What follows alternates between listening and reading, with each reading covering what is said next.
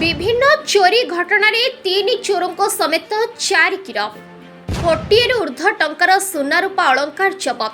बालेश्वर सहर और आखपाख अंचल में घर लोकों अनुपस्थित ताला भांगी चोरी होता घटना वृद्धि पाउछि।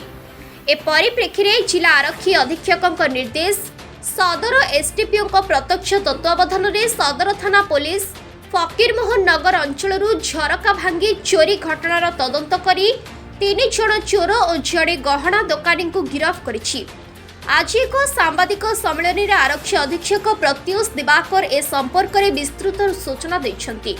गत 14 तारिख विलंबित राति सदर थाना अंतर्गत फकीरमोहन नगर में निवासी सचिंद्र दास विद्युत नगर मंगला मंदिर को जाइतिबा समय रात्रि झरका ताड़ी चोर माने सुना गहना रूपा अलंकार और नगद टंका लुट करथिले।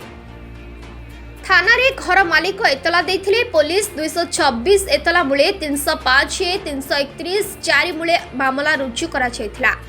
पुलिस घटनार तदंत करी रसालपुर पंचायत छेलियापदा ग्रामर नारायण बेहरार पुओ दीपक ओरफ कालिया बयस 26 वर्ष, सुंदरी ग्रामर बाबूराम दास पुओ सुकांत ओरफ सिपू, छेलियापदा ग्रामर रामहरि बेहरार पुओ मुसी ओरफ कार्तिक को चोरी मामला रे गिरफ्त करथिबा बेले चोरा सुना रूपा गहना चोरंक ठारू किणिथिबा अभियोगर प्रमाण पाई टाउन थाना अंतर्गत माणिखंभ ग्रामर भागवत चक्रवर्ती पुओ विकास को गिरफ्त कर आज संध्यारे कोर्ट चालान करिसेंति।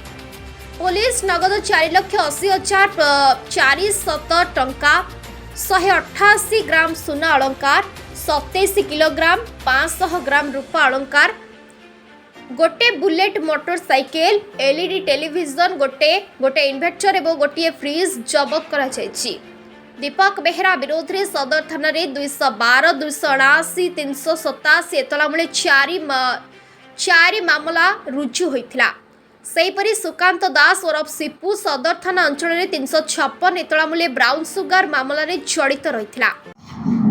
बालेश्वर पुलिस को स्पेशली सदर पुलिस को प्रॉपर्टी ऑफेंस ऊपर जो हमरो अभियान चली भितर गोटे बड़ा सफलता हाथ लगाई। सदर थाना भितर गोटे चोरी गैंग धरा जो मैंने राति बुली के लोक घरे जाइके बर्लरी करुले। 4टा लोक आम धरा गाँ भितर 3टा लोक एक्चुअली चोरी करते आउ जड़े रिसीवर भाव में धरा तो ताकर इंटरोगेशन सरला परे रिकवरी रे पाखापाखि 4,80,000 कैश 27.5 केजी रूपा 188 ग्राम गोल्ड आउ तापरे अन्य जिन्स सीज है बाबत डिटेल आपण को प्रेस नोट में दिया जीवो।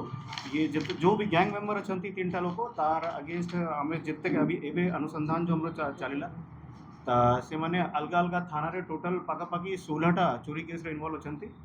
एवं फर्दर इन्वेस्टिगेशन हमरो चली हमको माने आशा अच्छी कि आउ किसी इनवॉल्वमेंट तार बाहर तो फर्दर इन्वेस्टिगेशन एवं पर्यंत भी चली। इन्वेस्टिगेशन सरला परे आम आप को फर्दर आउ डिटेल्स दे पारे।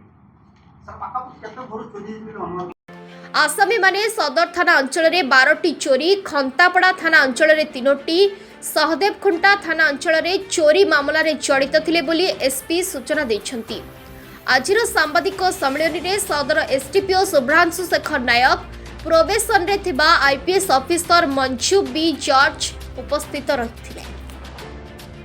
ब्यूरो रिपोर्ट सतेज ओडिशा।